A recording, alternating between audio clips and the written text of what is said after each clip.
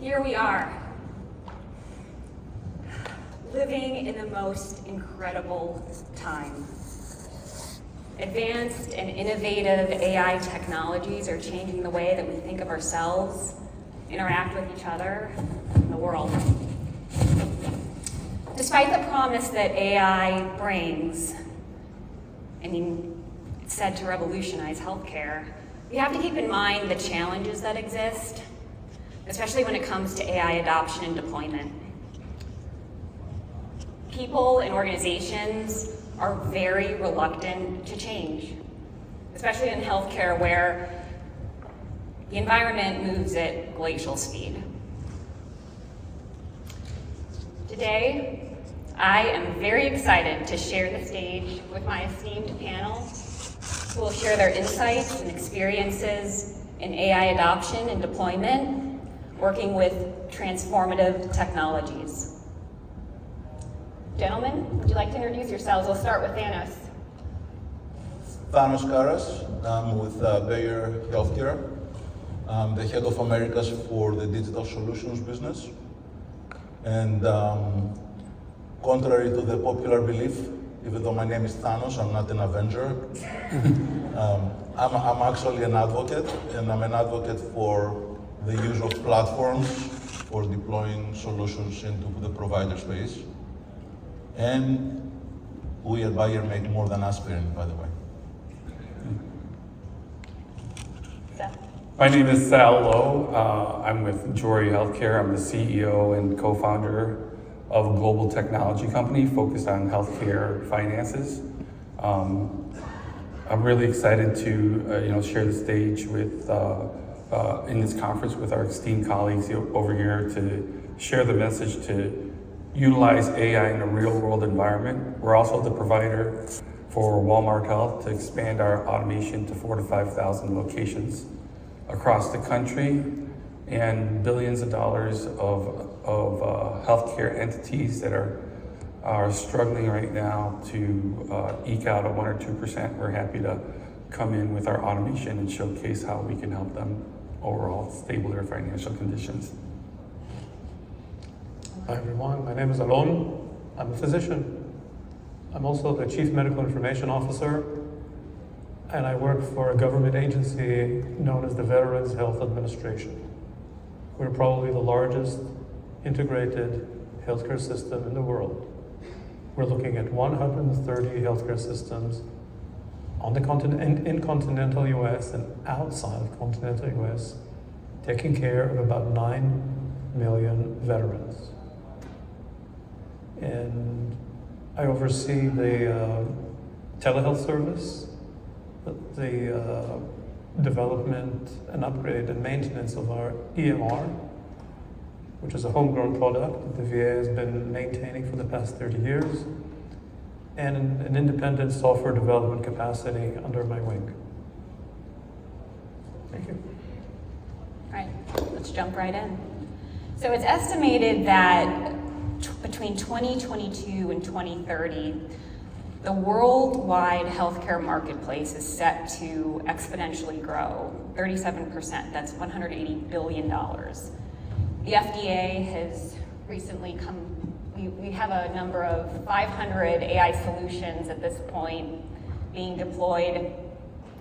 So I'd like for everyone to share their initial thoughts on AI adoption and deployment, and maybe share some AI solutions that are making a positive impact in your domains. So recently, I was in a conversation with a neurosurgeon, and we were negotiating the terms of a collaboration agreement. So 20 minutes into the discussion, he gets a page in his phone. So he takes the phone out of his pocket. He looks at some images, and he goes, "Thanos, I'm sorry, I need to go. I have a 25-year-old stroke patient that's all through the door." So, that's the moment that is capturing your attention, right? It's between life and death. Here you're talking about a business discussion, right? and it is a life and death situation that you're finding yourself into. And obviously, for him, I mean, he deals with that, on a daily basis with situations like that. For me to find myself in that space is like, this is why we do what we do, right? Beyond the financial aspects, the rewards, what happens from a business perspective, ultimately what we do, and collectively all we do, I mean, it makes a difference in the healthcare environment. For those of you that you're not familiar, I mean, stroke is, they say time is brain, right? You need to intervene quickly. And there is this golden hour that within an hour you have to intervene. And so what happened in that moment in time, that patient came through the doors, they had a CT scan, the images did not go to radiology to be read by a radiologist, then to go through a paging system, to page the clinical team, for the team to go to the angio suite, right? The CT scan, the images went into the platform, the algorithm detected the stroke, and immediately notified the multidisciplinary team, right? So that team, within 8 minutes, responded to that room to intervene on the patient. So, I mean, that's significant impact that, these solutions are making on a day-to-day life. We talk a lot about generative AI and the impact and how do we process the data and how we process reports and the legal aspect and the non-legal aspect. When you talk about the pixel-based AI in the medical imaging, there is solutions out there that they bring benefit today to institutions. So that's something that made it very real for me. And kind of to segue off of that, my brother's a neurosurgeon and my sister is a neurologist, so I really understand exactly what you're talking about, and I actually built the hospital to facilitate that type of a care. And so the statement was 500 different types of AI companies out there providing different pieces and tools to address patient care or diagnostic care to automate some of these processes to streamline the patient journey. And as a global technology company with the ability to create those tools, it's hard for me to see my brother do all of those things and stay in my lane, okay? And where my lane is, where I feel like I could have the most impact, is coming in and putting out the fires in the administrative process as patient journey goes through the door. Do I want to reach out and solve the problem of advancing stroke care? Absolutely, and I know a lot about it because of my family. At the same time, there's so many innovative companies out there pushing that envelope, and if I diluted myself, I'm not going to be able to deliver the impact that I feel that could fund that stroke research and development. Can I enhance it and advise it? Absolutely, 100%. But when you look at overall how you're rolling up into the automation, if there's any takeaway, my focus here would say, stay focused on where your specific skill sets are, and think strategically and be an entrepreneur. Yeah. Take a risk on it. When you have all of this noise and clutter, you might be like a dog to a bone chasing this, that, or the other thing. Check yourself and see where your strength is and see if you can deliver something to the community that could impact the most. And Sal, if I can echo what you said, and this is, I have an old statistic and you might have the recent numbers from the administrative side, but I remember years ago when I was looking at the numbers, there was something like 12 cents on a dollar they go in actual care. There is so much administrative heavy lift in healthcare right now, right? So, I mean, taking that some of the burden out in the administrative aspect obviously gives room for, the clinical side as well. Absolutely, it all ties together. When you have a nurse trying to check eligibility on a patient and rushing through the ER, why is that nurse doing that, right? And if you see where you can make the most impact, and that's where I feel our organization can, then try to stay in the lane. Although how difficult it is to reach out there, gives you an idea of your trajectory and what your impact would be.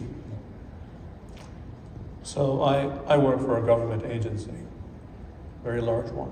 So there is a lot of interest in deployment of AI and ML, and decisions and discussions happen at different scales. So starting at the top of the person who stands at the head of this administration, otherwise known as the President of the United States. So December of 2020, there's an executive order that is titled to promote the use of responsible AI throughout the US government and bringing managers and staff in line with the use and implementation and incorporation of machine learning and algorithms into the workflows. That's the mandate. Shortly afterwards, the National Artificial Intelligence Institute is being set up within the Veterans Health Administration. Notice it doesn't say the VA Artificial Intelligence Institute, it says the national. They have a full mandate to deal with any government agency. We are their administrative home, and obviously we have a good amount of dealings with them. They set up centers of excellence across different healthcare systems across the US. There's the Office of IT, which is almost like an agency within an agency that is supporting all the hardware needs and software needs for the enterprise.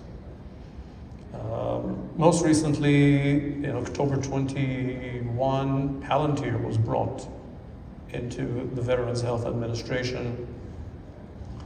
And that is that's a very powerful modern data platform. You can write code on it. You can use low code, no code. You can deploy applications. You can build machine learning models. You can model data, simulate, very sharp edge. So all these things have been happening at large scale, but working in my scale in my healthcare system, the fact that we brought Palantir on board doesn't automatically translate into deployment of models. Usually this is a good start, but that's exactly what it is. It's a start. And if I were successful in the past few years, is because I was able to bring in alignment to one focal point, the ability to have the clinical mindset, the operational mindset. I understand all the stakeholders.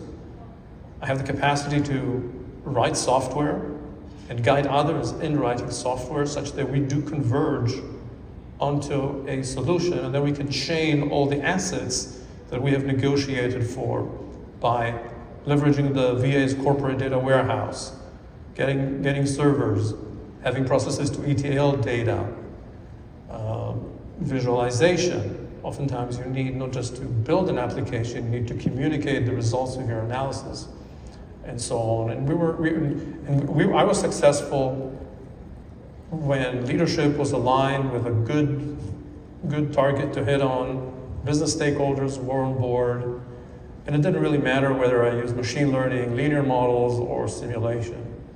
It was usually a very powerful impact. So at my level, it is that ability to marry into a single focal point all the requirements to get something off the ground, and it's extremely impactful. It's been my experience, but it takes a good amount of work to leverage this thing. If my leadership wants to have a center of excellence in AI, you need to negotiate for resources and staff. It's not a prepackaged thing. It takes a good amount of work, but there's a good amount of interest. That leads me to my next question. When we're talking about challenges in healthcare, I mean, we're universally dealing with an unprecedented staffing shortage. We have reduced reimbursements. We're dealing with underserved patient population and a constant pressure to optimize revenue. I see this in my organization, my background. I currently work for Mercy Personal Physicians as the Director of Operations. In my past experience, I have 10 years of experience working in business and operations for Johns Hopkins Medicine International and Johns Hopkins Hospital. And the challenges that pervade today have been long-standing. So maybe each of you can talk a little bit about what those conversations, the nature of the conversations that are happening around those challenges, and how we can use AI to potentially help solve any kind of workflow, operational issues and challenges. Can we get a quick poll? How many are physicians in here? Do we have any physicians? How many technologists, engineers, and how many in healthcare? And how many consultants? And how many don't want to be here? So the conversation starts right here, right? And we're all gonna go back to work. And I call this the paradox of reality. You know, we all come here for 3 days. Everybody's super excited about AI, super excited what AI can do. And then we go back into our own routine and our own businesses, right? And especially if you work for a hospital system, I mean, you know, I mean, the cogs of the machinery are like very slow to turn, right? Whether you are Hopkins or Mayo or the VA, I mean, it's extremely difficult to change process and to kind of instigate change. I think that, you know, what we have seen from a success perspective and what has worked is when people are engaged and you have, I mean, it's the obvious, right? You need to have champions within this organization. So from the clinical side and what I experience and I see, the conversations happen at different levels. They happen at the specialty level, when you have like some strong leaders that they identify tools like, you know, the case that I shared with you in your neurology space, where neurology will, you know, drive the conversation and they will bring the tools in. And in some cases you have the C-level suite that sees that this is important, and they have the governance committees, you know, they're doing a top-down kind of approach. So right now it's all over the place. It's like, you know, it's like grassroots efforts. It depends on the institution. And we're talking about providers. If you are a small regional hospital, you know, it might be more grassroots efforts within your own institution. If you are a bigger conglomerate or an IDN, it becomes more a C-level discussion. But always in the clinical side, there's always obviously the discussion, you know, what's the return on investment, what you will do. And obviously, I mean, the biggest concern is the impact. You know, how will it fit in the workflow? You know, will it change the way that we operate? And will it add time to my workflow, right? Yeah, or, but because you might have an outstanding, a great tool, but then adds time to a process. So it is a complex situation, but that paradox of reality where, you know, we all here excited and then we go back and you know, we kind of face the realities of kind of the environments that we live in. I mean, that's very real right now, right? So, I mean, it's a call to action for all of us here. You know, we go back there, we cannot be observers. At the very least, we need to be advocates. You know, maybe in some cases we may not be able to impact change, but you know, just being proponents and advocates for the tools. So my statement is pain is the ultimate motivator. And I speak, I have the privilege to speak to hundreds of different providers in the C-level suite and hear out the pain points. Because of our organization, we're not centralized to one healthcare system. We're listening to what the feedback is from the entire United States of healthcare, right? So what I'm hearing is that the issues of staffing and quality of care, those are all coming to the forefront. And these are low-hanging fruit that we can solve these problems right now with automation. But how do you transform that and deliver that? You have to address the pain points that matter. A lot of hospital systems, and they come to me and say, Sal, let's talk about, you know, value-based care, population health, and identifying all this. But then when I talk to their entire group, they're trying to put out a fire and keep their head afloat because they can't get their eligibility patients through the door. And so So I have a quandary here. I hear big initiatives, but I can't get to those until I put out the fire and straighten out their foundation. This is the pulse of America today. I'm looking at rural hospital systems that are about $150 million. That's a small hospital, very small hospital, struggling at 1 or 2%, even negative. I see their ARDs climbing over 30%, denial rates climbing over 10%. They're going to close, right? So the idea that automation can impact that immediately because it'll bring those patients through the front end of eligibility. So I'm just going to pick on that because that's just a simple concept to understand. Patient comes in, they understand what they're getting, how much it's going to cost them. They're going to get through their procedures, and they're not going to get delayed. All right. Sometimes those are the simple problems that can be addressed first and foremost. And then my answer is, before you get lost in overall strategy, which is still important, take action. Take action at that low-hanging fruit and deliver that feel-good or that benefit to that hospital because you have it there in your hand and you've identified it. Listen to your providers out there and what they need, and you'll find the solution. I think so. Really the best thing is not to try to boil the ocean, right? Is pick up, celebrates wins, focus on small wins, making progress to an end. But there is a number of initiatives potentially that they have failed just because they have been massive undertakings. And don't be afraid of the massive undertakings as long as you're focused. And I always say transition to transformation, not just AI to come in and say here's a technology, but handhold and collaborate with your provider and be the hospital. Go in there and actually help plan out with the CFO the transition to transformation over time. And so I get that benefit because I actually ran and operated an own hospital. So the ability to understand that I can't just give them technology and say, hey, it's all yours to take care of the patient. Well, if I put myself in their shoes, then it's a whole new ballgame. I think, you're correct. Don't try to grab the ocean, but understand that transition to transformation approach that allows you to put yourself in that same place as your provider. So in trying to think about what are the discussions about the deployment of algorithms or any large-scale computing in enterprise, again, scale does matter in my healthcare system, and there are these discussions.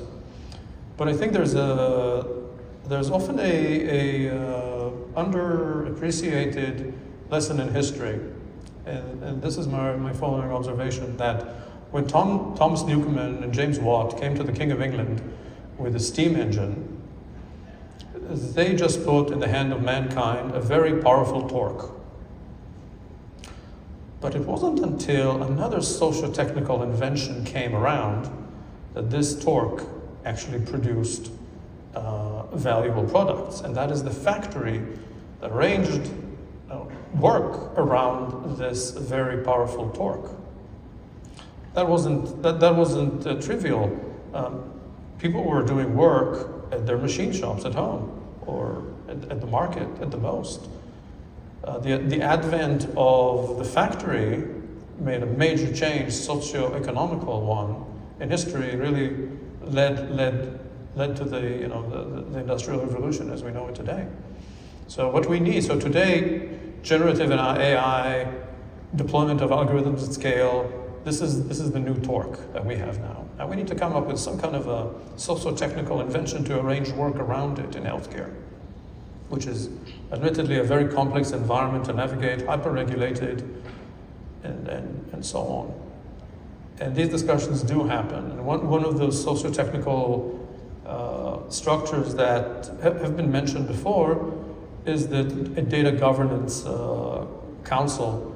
Such a council was actually enacted in Veterans Health Administration. It was something that the new Undersecretary for Health mandated, and in March of 2022, we had such a committee on which I'm a member on. This council reports to the Board of Governors for VHA, just to give you an idea. of the PagerX centrality that is being assigned to this council. But then back to my scale, I also have my own data governance council and clinical informatics committee that I chair. And this is where I bring to my constituents the service of, okay, how are we taking care of you in terms of making sure that you get the data projects that you need, that we have, that first of all, we trust the data that we have to use. VAJ had the vision some 25 years ago to stage a corporate data warehouse that is being fed by all 130 healthcare systems into a pretty solid, robust, almost self-explanatory schema. But then again, sometimes, are we really looking at the field that I'm looking at? Is that the real one? Are we really getting the right data that we need? Can we disambiguate issues here? So now we're getting into a clearly data governance topic of, do we have a unified business glossary for the enterprise that we can commit to the quality of the data? Quality of data is another thing that we deal with, as like many others. We are living in an age of connected devices already. There's a lot of healthcare devices that communicate directly with our EMR. So there was recently an issue we dealt with one of the devices would update our EMR with its own default values. So this is clearly a governance issue. So before we implement algorithms at scale, the right structures and institutions need to be in place to absolutely, or try to make sure and manage moving forward, first of all, the relationships of these and the life cycle of these data products, and making sure that business stakeholders get what they need, and that the needs really align with the strategic goals of the enterprise. So we're getting there. It's a process, but it's happening. I love this. I feel like agile transformation at scale, historically, we're looking at the creation and the management of quantitative data, and you're speaking to the qualitative part, right? That transformation at scale, we need to remember the humans involved. So I guess moving on, speaking of agile transformation at scale, tell me, if you had a magic wand, how would you use it in the acceleration of AI deployment in our healthcare systems? From the clinical side, and that's kind of what I deal with, I would say a couple of things. One is I would reduce the barriers to reimbursement, right, for tools that make an impact. Because ultimately, it comes to the financial benefit. Every discussion that we have had is, what is the return on investment? And we have seen that tools that they have reimbursement, they get adopted quickly, right? So that will accelerate the adoption, right? So reducing the barriers to reimbursement, that will be the one thing. The other aspect is,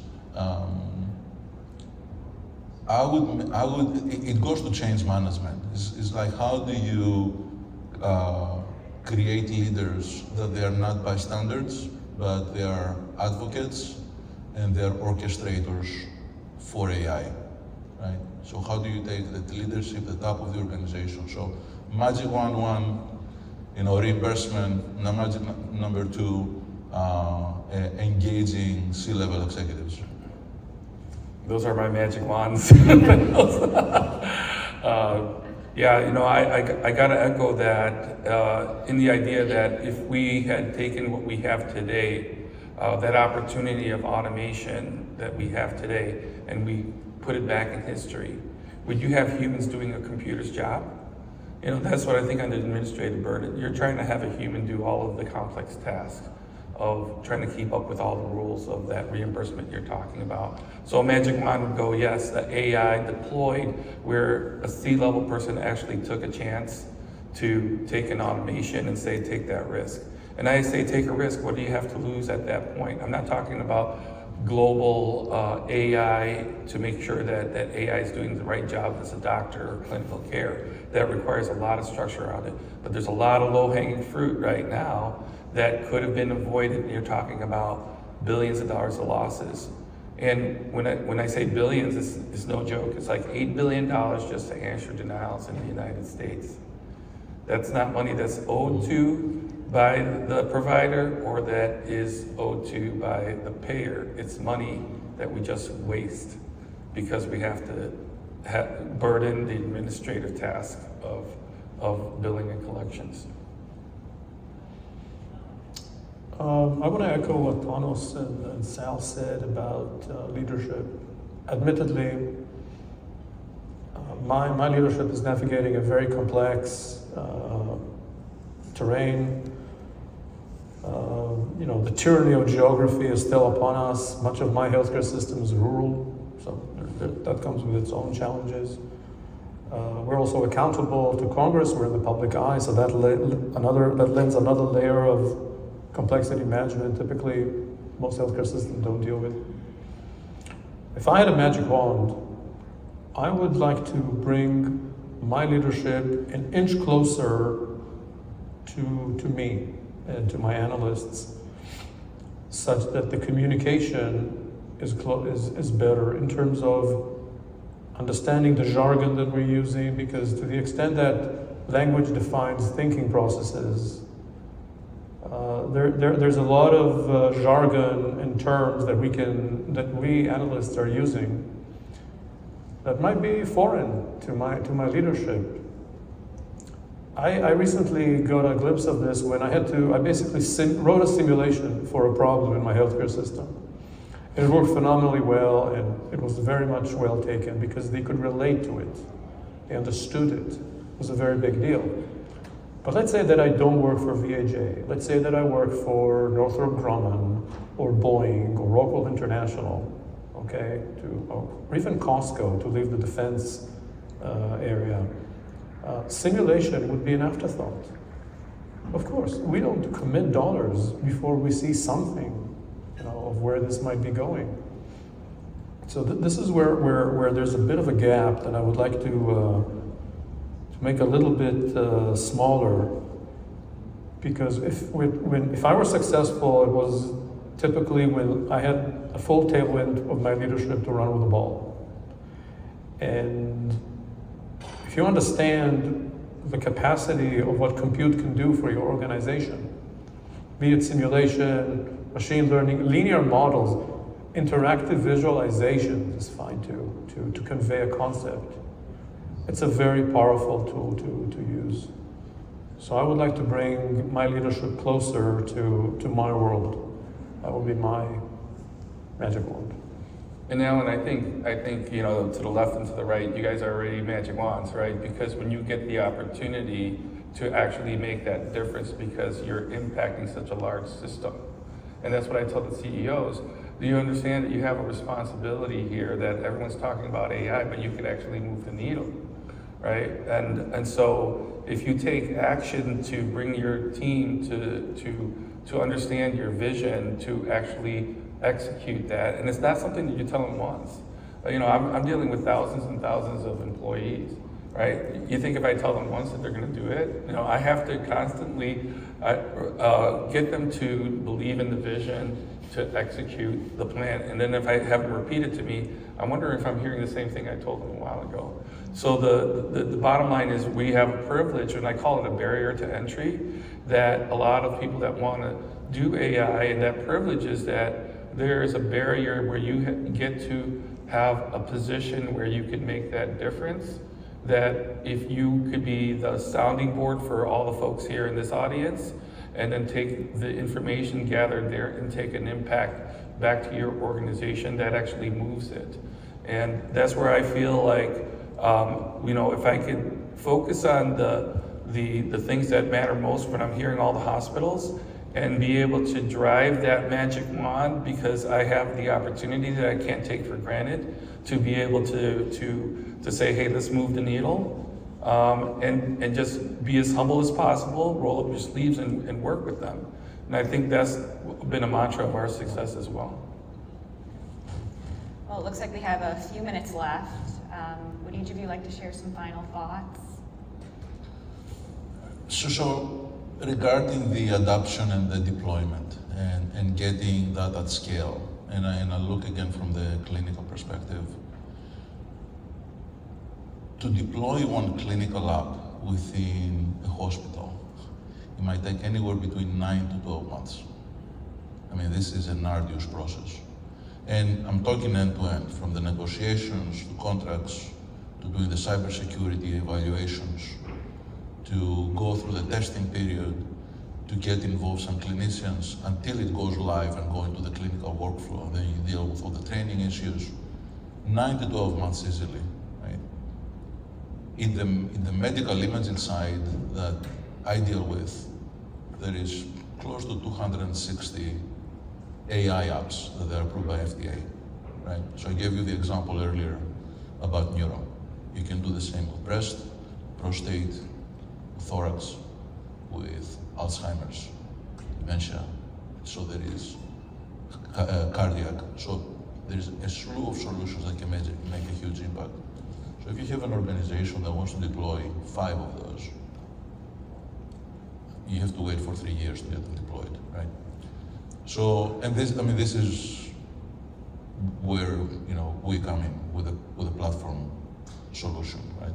There is no other way to deploy at scale without having a platform deployment strategy.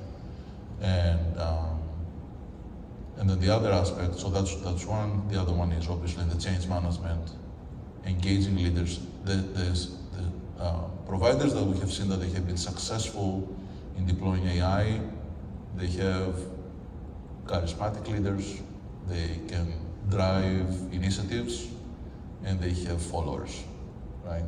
They're not, you know, alone. And these are, and they can be at the specialty level, they can be at the administrative level, they can be at the top level of the organization. And, you know, we know that, you know, the top level can lift those things. The reality is you need to have charismatic leaders at the top as well, right? Because there is always an opportunity to alienate people. And so the systems that are successful, they have very strong cultures within their organizations. They have cultures of innovation. If they don't have a culture of innovation, because like Sal said, I mean, we have struggling organizations, they have a culture of improvement. They want to do things better. So there's always an underlying thing, an underlying culture. So that's what I would say. So, All right, so it takes me about 8 months to try to close a deal with Walmart, and at the end we have a great relationship moving forward, just renewed our contract. We address everything that we have in regards to the onboarding timeframe and transitioning and transformation to try to make this faster. Recently, 9 health systems in the last 2.5 months signed on to give us their entire end-to-end rev cycle for a percentage of the billions of dollars that they have over there. And why are they doing that? And how am I getting it faster? What am I doing? It's exactly what you said, Thanos, is that we use a transition to transformation approach where you recognize what your assets are. So my assets, and maybe different for yours, is the fact that I've built hospitals, surgery centers, and clinics. The other thing is I'm a global technology company, and the third thing is I have 1,400 people in the revenue cycle space. Is that a barrier to entry? Could I leverage all those things to drive, bring back to the community, so to the healthcare providers, and get them to a transition to transformation? The platform is important. You know, we don't use your traditional platforms because it was too slow, too clunky. We made it faster to deliver a better and faster technology to get ROI quicker. I look back 360 days on the hospital record to find that extra dollar or extra dime to submit to the CFO. And I'm going to stop right here, and I'm going to say one statement: take a chance, take a risk. You know, what do you have to lose? So, you know, we've all been sitting here listening to multiple talks, individuals, experience in the field of deploying AI. But I want to take this topic and project this on a different canvas. So medicine is still a very human-centric and a humane enterprise. And I think we had better leave it at that and keep it so. We're definitely not ready to, you know, hand off the keys to the machine to drive, no matter how much scalability we're going to get. And indeed, the only problem in healthcare today is how to scale. That's the big issue. But I think it's this moment in time that we can actually think for a minute about what kind of healthcare system we want to have. And namely that this technology will have political impact. And political, I mean it would change the power balance between the various stakeholders in healthcare system, namely patients, clinicians in the field, and leadership. Also needs to be appreciated that every technology has values, and there's no technology that is sort of quote unquote politically agnostic. It's been the case, and it's got to be appreciated that the values of this technology will become manifest and dominant the more we use it. Case in point, the use of the electronic medical record that was introduced some 15 years ago and has been mandated by the Affordable Care Act. This technical change had altered the relationships between patients and doctors, and has altered the power balance between leadership and clinicians in the field, and there's no recourse. Interestingly enough, we could make two observations. One, that we're very quick to adopt technology, but more importantly, we're also very quick to acquiesce to any social change or technical change in order to make the software work for us. So we're signing up for this technology. We don't really know what we're signing up for, but we're going eyes wide shut. We physicians got burned. I mean, this has been documented that physicians spend time in front of their computer much more than communicating with their with their patient. And there's numerous other examples. I just picked one. So it's a good opportunity to think about what kind of healthcare system we want to have, what kind of relationships we want to cultivate. Maybe the efficiency only yardstick or bottom line only approach needs to be supplemented by some other features. I would just conclude that, in another humane vein, at the end of the day, it's really all up to us. Thank you. Well, it closes our session for today. Thank you all so much for joining us. My name is Amy Zolito. I was the moderator today. I want to thank my panelists, Sal, Alon,